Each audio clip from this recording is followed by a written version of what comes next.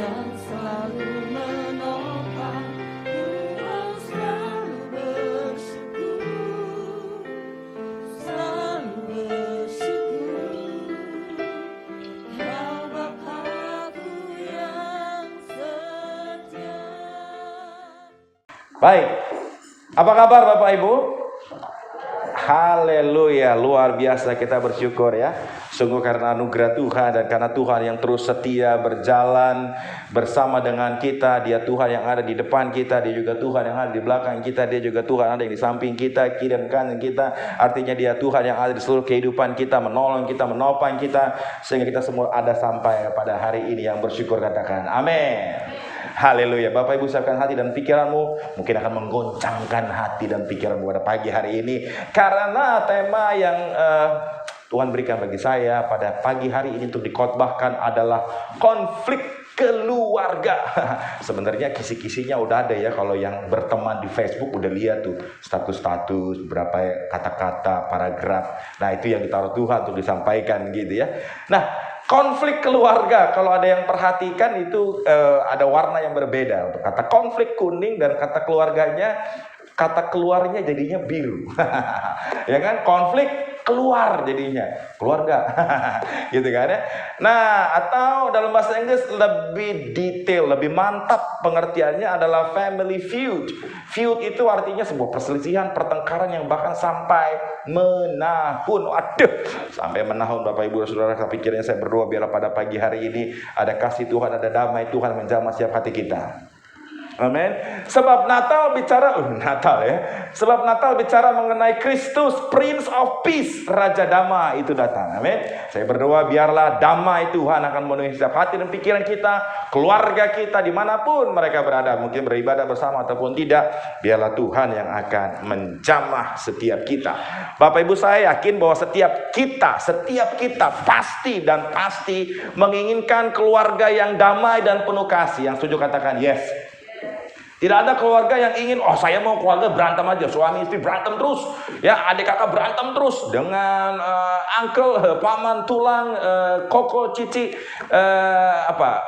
saya, ya semuanya berantem. Ya, pasti nggak ada yang mau begitu ya kan ya. Pasti semuanya ingin keluarga yang damai, penuh kasih. Kalau bicara lembut satu dengan yang lain ya, nggak ada kata-kata yang menyakitkan, nggak ada kata-kata yang bikin rasanya ingin keluar, nggak, gitu kan ya.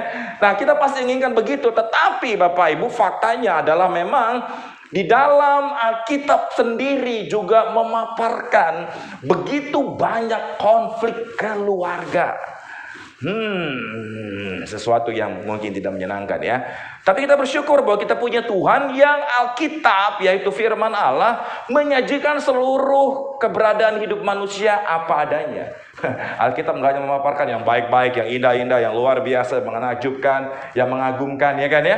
Alkitab dengan jujur menceritakan semuanya apa yang terjadi dalam kehidupan anak-anak Tuhan, atau yang lebih spesifik dikatakan sebagai orang-orang pilihan Tuhan, bangsa Israel itu, ya. Alkitab memaparkan dengan jelas bahwa konflik keluarga itu banyak sekali terjadi. Dan Bapak Ibu percayalah, saya yang bicara ini bukan berarti saya sudah free of conflict. Ya, saya sendiri juga di dalam keluarga tentu saja mengalami begitu banyak konflik, family feud, konflik perselisihan yang bertahun-tahun, yang menahun-nahun, yang tampaknya nggak ada jalan keluarnya. Ya, seperti kita dalam labirin nggak tahu jalan keluar lewat mana ya. Nah, begitulah konflik keluarga atau family feud. Kita mulai saja dari awal, misalnya bagaimana Adam dan Hawa sudah menunjukkan konflik suami istri, betul? Ya kan ya? Adam dan Hawa menjadi contoh di mana suami istri berkonflik. Konfliknya apa? Saling menyalahkan. Nah, saya sudah ada khotbah khusus tentang tema ini, adalah salah siapa. Bisa dilihat di YouTube GBI Pasar Baru. Ya, bagi yang ingin belajar, ini apa ya maksudnya? Ya, lebih detail di situ. Ya, sedikit lebih detail. Ya. Jadi Adam dan Hawa menunjukkan konflik yang terjadi. Bayangkan, mereka adalah manusia pertama yang diciptakan oleh Tuhan, laki-laki dan perempuan, dalam keadaan yang kudus, dalam keadaan yang suci, mulia, tidak bercacat, tidak bercela, namun berkonflik. Apalagi kita yang sudah lahir dalam keadaan yang berdosa. Udah berdosa Bapak Ibu. Kan belum ngapa-ngapain, Pak. Betul. Karena dosa ada dua jadinya. Dosa karena perbuatan dan dosa karena emang natur. Oleh karena lahir dari benih manusia berdosa. Makanya Yesus nggak lahir dari benih manusia. Kalau dia lahir dari benih manusia, Natal yang kita rayakan ini nanti dia juga berdosa jadinya. Dia lahir daripada Roh Kudus. No kontaminasi dari dosa. Ya, konflik sudah terjadi. Dan tentunya ada banyak ya, saya katakan ada banyak, tapi beberapa saja yang akan saya menjadi pendahuluan. Abraham, Sarah, dan Hagar berkonflik. Nah, konflik antara siapa? Tadi suami dan istri, sekarang istrinya plus. Suami dan para istri, ya walaupun Hagar bukan kategori istri lah ya. Oke, gundik dan sebagainya gitu ya, hambanya ya, pembantunya. Gitu. Jadi untuk Hagar, istri tanda petik ya. Nah, jadi bicara mengenai ada anak, mengenai harga diri, mengenai kesombongan. Hagar menjadi sombong dengan keberadaannya karena dia bisa memiliki anak. Sarah merasa harga dirinya. Abraham yang dijanjikan Tuhan dengan seorang anak. Dan lebih detail lagi, ini khotbah khusus ya. Tapi kita bisa melihat bahwa Alkitab memaparkan konflik-konflik yang terjadi. Suami, para istri. Tapi saya yakin di GBI Pasar Baru nggak ada konflik suami dengan para istri. Ya, nggak ada istrinya lebih dari satu, apa ya? Ya, istrinya adalah satu, ya. Suami juga adalah satu, nggak ada lebih daripada satu suaminya ya di Pasar Baru. Suami dan istri berkonflik, suami dan para istri berkonflik. Esau dan Yakub menggambarkan konflik antara adik dan kakak, koko dan adik dan cicik, ya kan? Ya, menunjukkan konflik. Terlepas dari apapun yang menjadi permasalahan, problema, penyebab konflik itu, kita bisa melihat di sini adik dan kakak juga berkonflik mengenai hak kesulungan. Ya, seharusnya, nah ini ada direkat. Seharusnya kan Yakub ya Pak, bukan Pak Yakub. Harusnya Yakub itu dia dengan sukacita, dengan sukarela justru memberikan kepada kokonya, ya enggak? Kepada abangnya yang sedang lapar, habis berburu, atau mungkin nggak dapet, atau mungkin mau berburu rusa malah ketemu anakonda, ya kan? Harusnya malah memberikan, tapi dijadikan sebuah kesempatan bagi Yakub untuk mencari keuntungan. Yang belum dengar, lihat di grup keluarga Bethesda, dengar ya tentang ini konflik yang terjadi. Kemudian adik dan kakak, suami dan istri konflik. Alkitab menggambarkannya.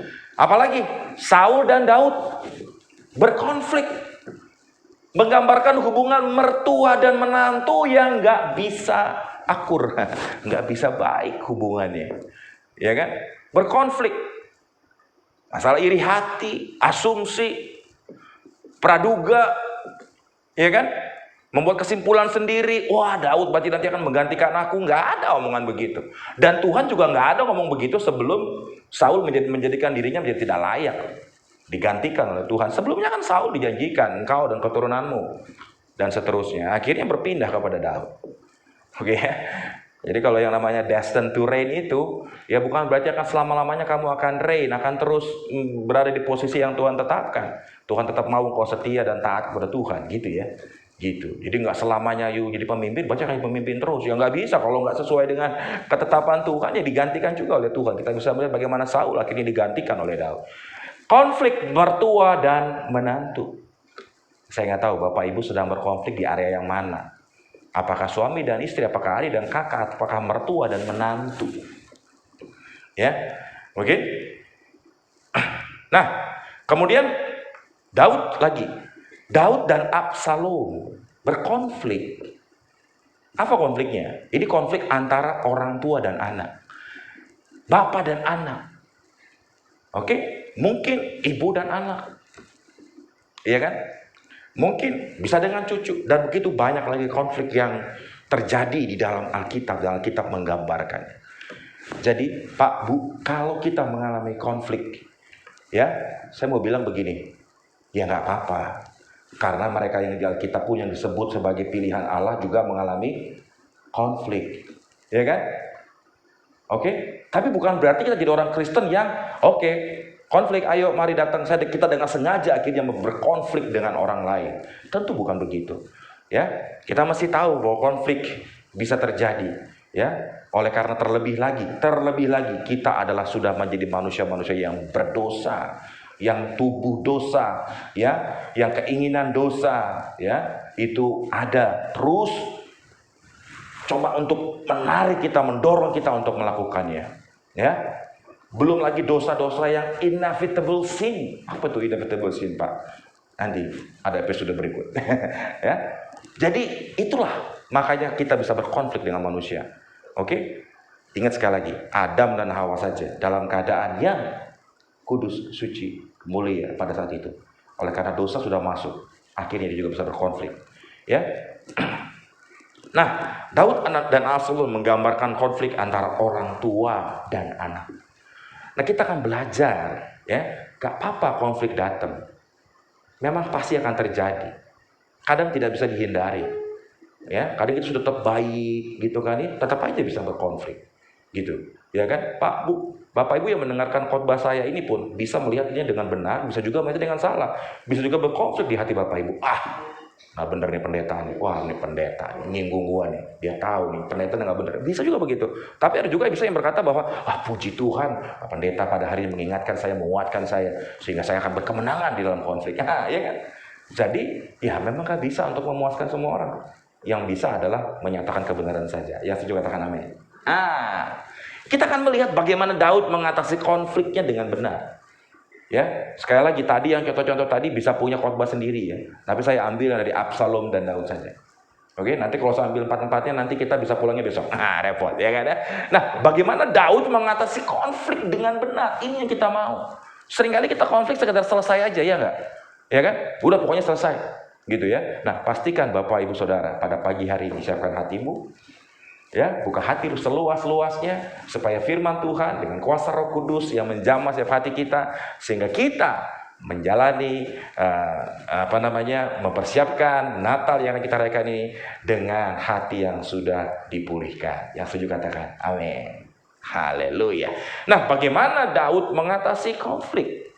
Nah, Daud dan Absalom berkonflik. Ya. Setelah sebelumnya juga Absalom berkonflik dengan kakaknya juga, dengan brothernya juga Amnon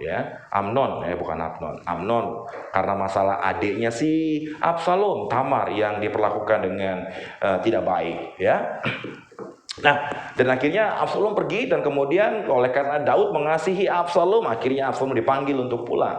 Karena ayatnya hanya sepenggal-sepenggal saja ya.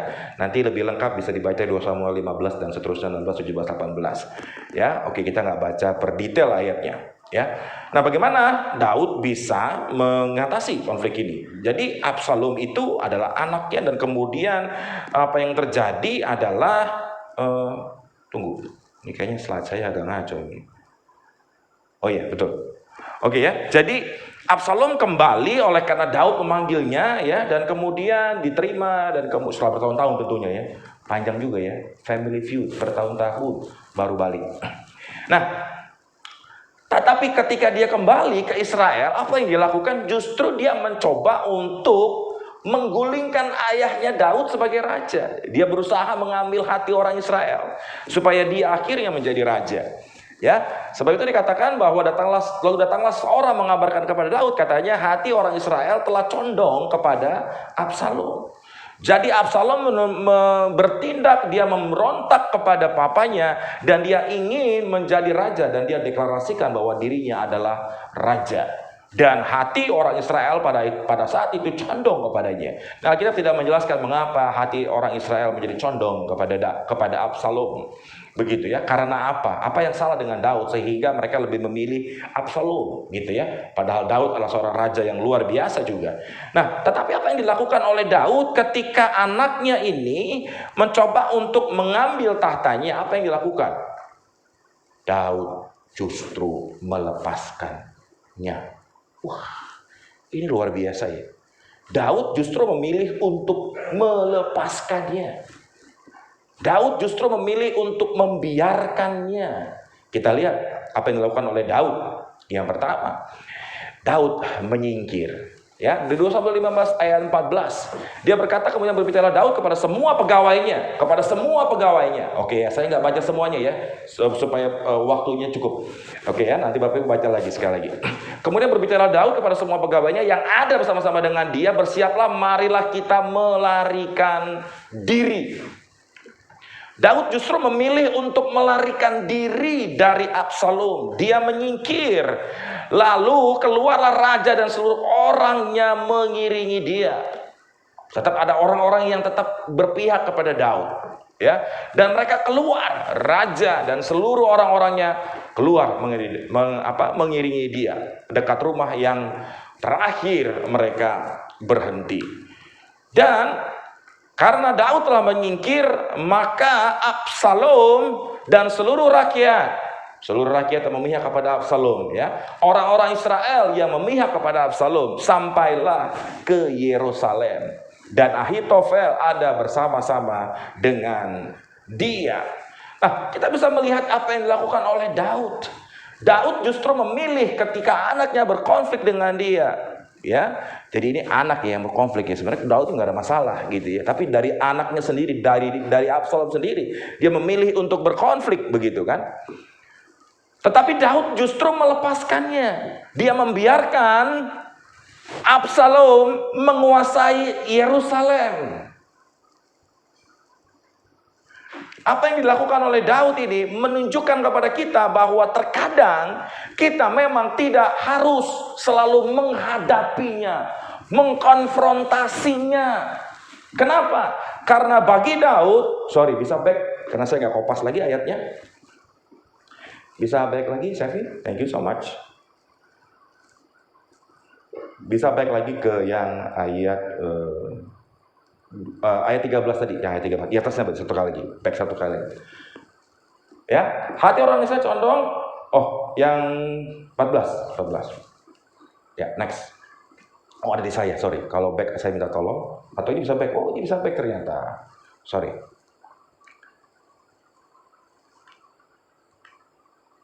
Kenapa? Karena dia memilih supaya lihat ya, luput daripada Absalom, pergilah dengan segera supaya ia jangan dapat lekas menyusul kita dan mendatangkan celaka atas kita. Boleh dibantu highlight, Sevin? Kata itu saya lupa highlight itu. Ia jangan dan mendatangkan celaka atas kita dan memukul kota ini dengan mata pedang. Terkadang solusi konflik bukan dihadapi. Karena kalau dihadapi akan menimbulkan casualties atau kehancuran atau kerusakan yang lebih besar, dan Daud memilih menghindari kerusakan itu. Dia menghindari kehancuran yang akan bisa ditimbulkan oleh karena perang yang akan dia putuskan bila dengan Absalom.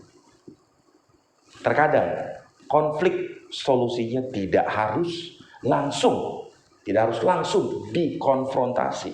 Terkadang konflik membutuhkan waktu untuk bisa diselesaikan.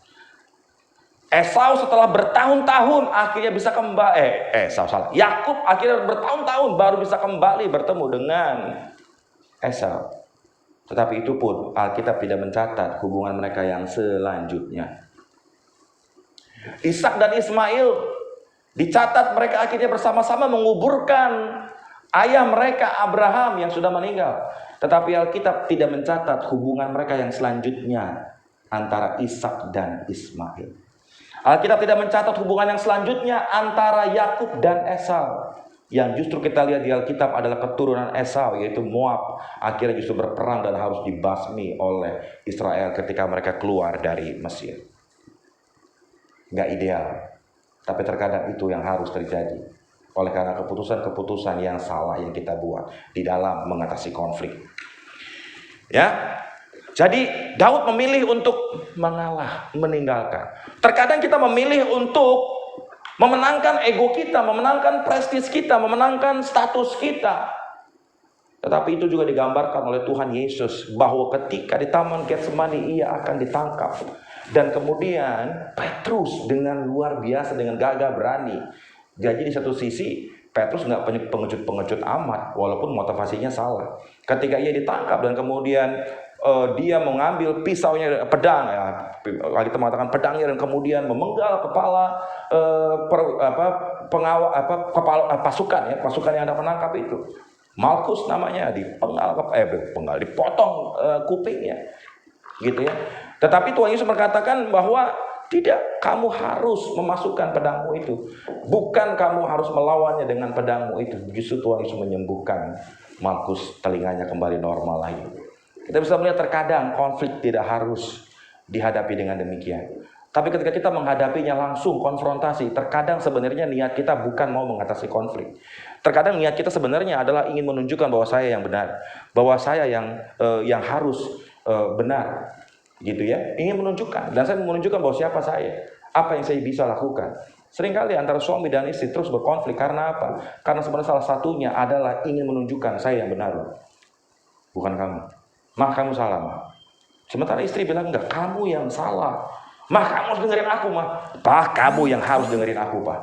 Terkadang ingin mengatasi konflik, tapi justru malah membuat konflik jadi semakin dalam. Ya kan? Daud luar biasa. Dia menunjukkan bahwa sikap hati yang luar biasa.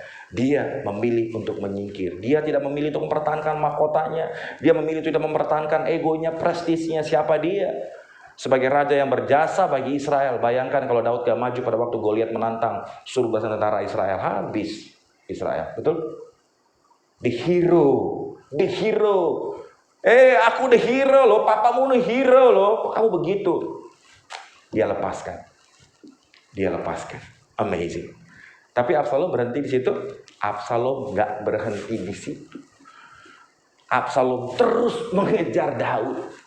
Tapi juga Daud terus menghindar.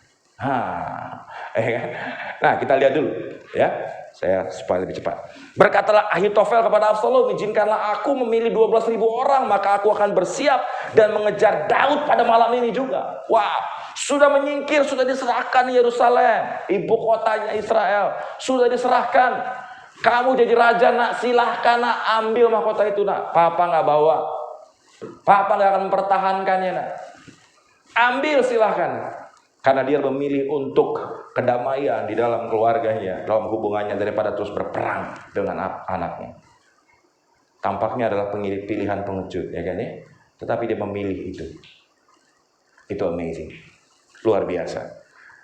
Perkataan ini disetujui oleh Absalom. Kalau Absalom merasa udah tercapai keinginannya, sudah tercapai cita-citanya, ingin menjadi raja bagi Israel, harusnya sudah selesai. Betul ya?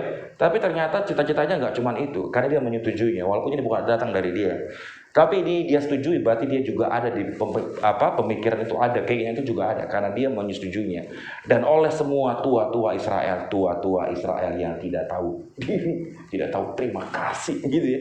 Ini kita bilang begitu, gimana sih? Aku ini raja yang sudah berjasa luar biasa loh. Salah apa sama aku sama kamu tua-tua Israel, kira-kira begitu. Kalau kita dramatisasi. Tapi mereka semua setuju bahwa Daud harus diburu. Daud terus diburu. Tetapi lagi-lagi, Pak, Bu, maka sampailah Daud ke Mahanaim ketika Absalom menyeberangi sungai Yordan dengan seluruh orang Israel yang menyertai. Lagi-lagi Daud menghindar. Lagi-lagi Daud menghindar. Lagi-lagi Daud menghindar. Dia tidak memilih untuk berkonfrontasi dengan Absalom, anaknya ini. Dia memilih untuk damai saja. Tampaknya pilihan seperti ini adalah pilihan seorang pengecut. Ya kan? Bukankah Daud adalah pahlawan perang? Daud menyerah kalah. Seringkali kita akan berkata begitu. Saya S2 mah, kamu S1, apalagi es cendol. Ya kan? Semakin direndahkan ya. Ya, tapi sebenarnya udah salah dia sebenarnya nih. Tapi dia mah terus membuktikan sama istrinya bahwa dia benar. Saya S2. Pakai saya lah saya ya. Saya MTH. Tapi ternyata bukan Magister of Theology, tapi jadinya malah makin tinggi hati. Dia kan terus gak mau kalah sama istrinya. Gitu ya. Pernah terjadi? Pernah. Tapi saya bersyukur selalu pada akhirnya ada waktu di mana Tuhan mengingatkan saya dan menyadarkan saya, dan saya bilang, "Mah, kamu benar." Ada yang istri saya udah ngomong dari puluhan tahun yang lalu, ya. Kita mau anniversary berapa ya? 15 atau 16 saya lupa. Kalau nggak salah 15. Dari puluhan tahun yang lalu. Dan saya baru bilang beberapa waktu yang lalu, "Mah, ternyata yang selama ini kamu bilang kamu benar, Mah." Ya kan? Susah untuk bisa bilang begitu. Tapi Daud menunjukkan kepada kita pada pagi hari ini, dia adalah pahlawan perang. Tadi saya sudah bilang, kalau bukan Daud yang maju, ya tentu saja dengan kuasa Tuhan, dengan pertolongan Tuhan, tapi pasti Israel akhirnya menjadi budak. Karena kan taruhannya itu, siapa yang kalah dia akan menjadi budak. Ya kan? Tapi Daud memilih untuk, karena apa? Mendatangkan celaka atas kita dan memukul kota ini dengan mata pedang. Dia tidak mau. Dia tidak hanya mikir dirinya sendiri, dia mikir seluruh rakyat. Jangan sampai jadi celaka dan terkena oleh mata pedang. Seringkali kita berada dalam posisi yang sulit untuk menjadi seperti Daud. Untuk mengalah, untuk tidak langsung berkonfrontasi, untuk memilih demi kedamaian dulu, untuk memilih waktu tenang. Dan sepertinya Anda mulai berkata, "Pak, kayaknya khotbahnya nggak enak. Kok saya harus ngalah terus? Pak, kok kayaknya harus jadi orang kayak nggak bisa apa-apa gitu ya Pak ya." Saya mau bilang iya. Tetapi pada akhirnya memang konflik tetap harus dihadapi. Katakan, memang konflik tetap harus dihadapi, ya kan ya. Akhirnya Daud berperang dengan Absalom yang tidak berhenti. Ini dia masalahnya ya. Karena Absalom tidak berhenti untuk terus mengejar Daud, sekalipun Daud sudah rendah hati menyerahkan Yerusalem, tidak mau menghadapi anaknya, walaupun dia pasti bisa menang dan memang dia adalah pemenangnya, because he's the champion. Dia adalah pahlawan perang yang gagah perkasa. Bayangin musuh belia mengalahkan Goliat, ajaib. Tetapi lihat, Daud berperang dengan kasih. Wah, gimana Pak berperang dengan kasih? Saya biasanya olahraga tinju, bertinju dengan kasih gimana Pak? Tonjok, I love you, I love you, I love you. Apakah begitu Pak? Nggak begitu. Wah, ini ayatnya agak panjang nih. Tapi saya akan cepat-cepat aja ya. Ini ayatnya agak panjang ceritanya.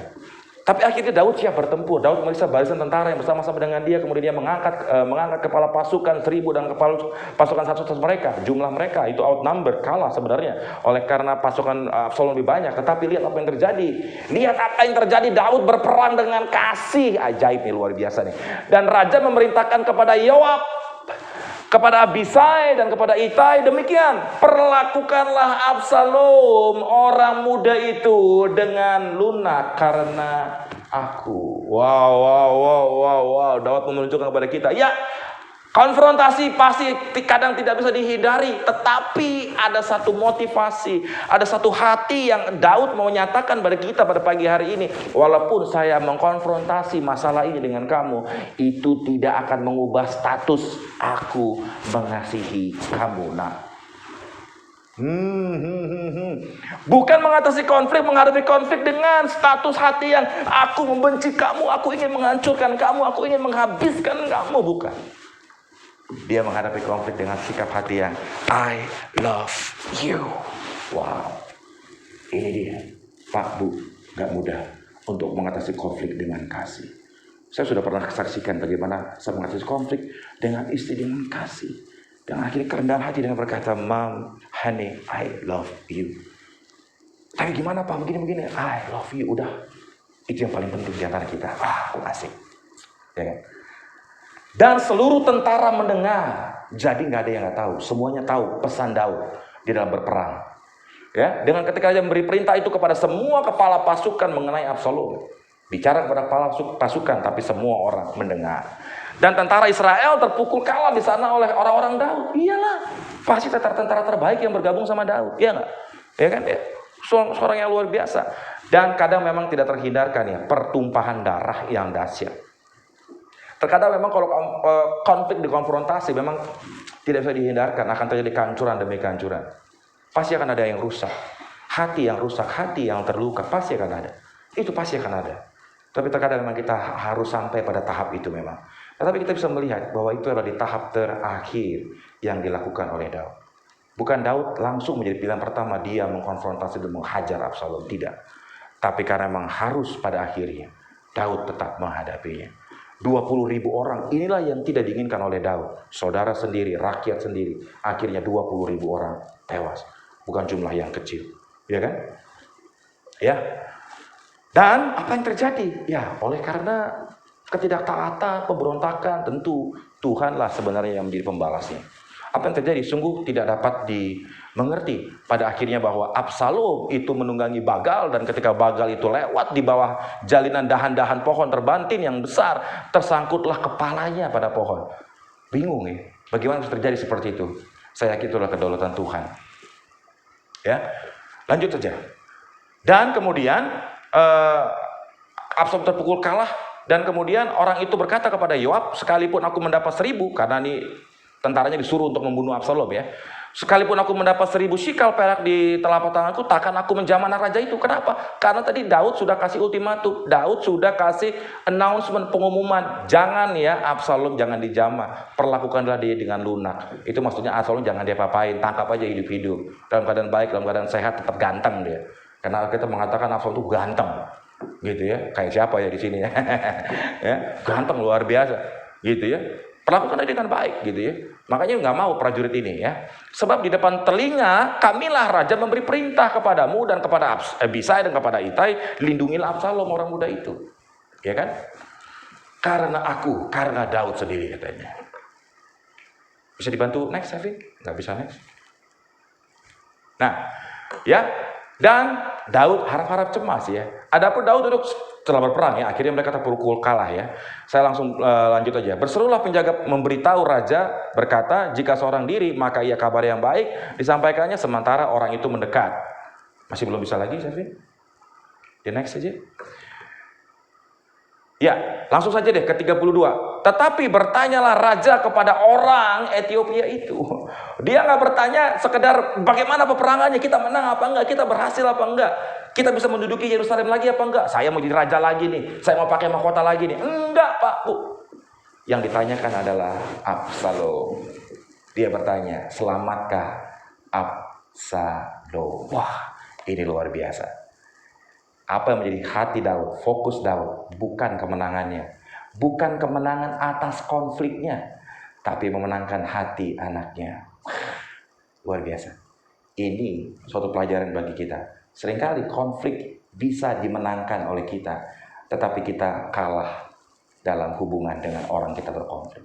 Konflik selesai, masalah selesai, terbukti kamu benar, terbukti kamu yang tepat, kamu yang gak ngaco, tetapi tetap melukai hati dan akhirnya hubungan menjadi jauh.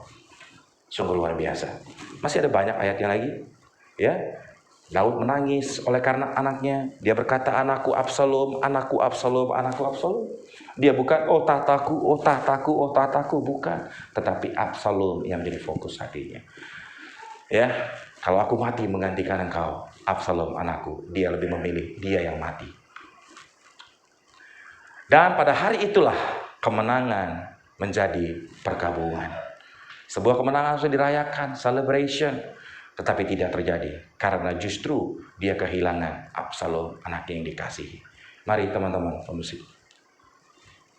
teman-teman mari kita siapkan. Pak, Bu, memang tidak mudah untuk menjadi seperti Daud, tetapi sebenarnya apa yang Daud tunjukkan, dia sudah pernah alami sebelumnya. Ketika dia berkonflik dengan mertuanya, dia punya banyak kesempatan untuk membalas Saul. Dia punya banyak kesempatan dan kemampuan untuk akhirnya membunuh Saul. Tetapi dia memilih tidak berbuat itu. Dan itu terjadi lagi dengan anaknya. Sebuah gambaran tentang kasih Yesus Kristus. Daud menunjukkan kepada kita sebuah gambaran. Masih yang itu dulu, saya. Masih slide ini. Daud menunjukkan kepada kita sebuah gambaran akan kasih Tuhan, di mana Daud tetap mengasihi Absalom. Sebelumnya dia tetap menghormati Saul. Demikianlah Tuhan Yesus, Pak Bu, tetap mengasihi kamu, mengasihi saya, mengasihi kita semua. Kita jahat, kita berontak sama Tuhan, tetapi Tuhan Yesus memilih tetap mengasihi. Seperti Daud berkata, di tengah-tengah konflik itu dia berkata, perlakukanlah Absalom dengan lunak. Ketika orang datang membawa berita perang, dia bertanya, selamatkah Absalom? Hal yang sama yang menjadi hati Tuhan bagi kita pada pagi hari ini.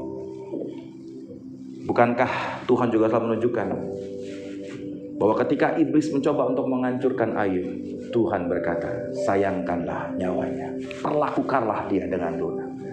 Pak, Bu, di tengah konflik ini, di tengah pandemi ini, di tengah pandemi ekonomi, pandemi apapun yang kita alami, Tuhan tetap berkata, perlakukanlah anak-anakku dengan lunak. Dan di tengah konflik dia akan selalu bertanya, selamatkah anakku?